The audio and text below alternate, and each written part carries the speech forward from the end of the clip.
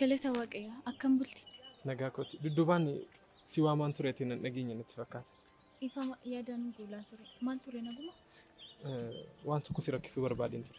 Waan hin danda'u taanaan rakkoon qaba.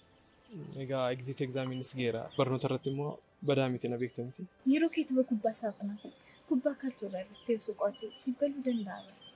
Yaaleera garuu gaafa mun kitaaba banee dubbisuu fedhu yaada wayii tokkotu dhufee na jeeqa. Nan dubbisa garuu maanaaf hin galu. Ati garuu gaafa kitaaba bantee dubbistu situ kitaabarraa beekumsa argatatu hin taane kitaabatu beekumsa sirraa argata jedhama. Xiqqoo isheen arbeessine. Qoosaa maafan jedhe garuu tu na gargaartee natti tola. Tolee rakkoo hin qabu. Yeroo barnootaan alatti barattootaan qo'achiisu waan hin qabuuf dhufuu dandeessa. Rakkoo adda biraa tokko hin qaba kanan sitti himne. Maalidha?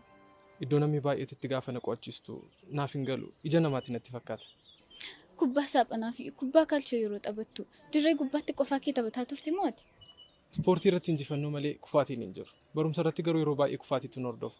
Moo gaafa qormaata galu nama na gargaaru waliin seenu laata? Dirree gubbaatti qofaa natti fakkaatee ture. Edaa dirreen alattis ni taphatta mooti?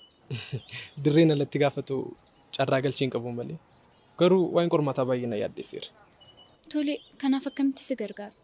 Yoon si rakkisuu baadhee yeroo keerraa yeroo muraasa naa laattee tu na qo'achiistee baay'ee natti tola.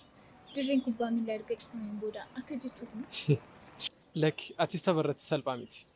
Eeyyee akka kee garuu yeroo barnootaa kuna jalaa hin qisaasessine malee. Kanaaf maal naan jetteere? Tolee, guyyaatti daqiiqaa 30 siifan kenna. Boqonnaa dura daqiiqaa 5 boqonnaa booda immoo daqiiqaa 5 walumaa galatti daqiiqaa 40 kana qabaadha.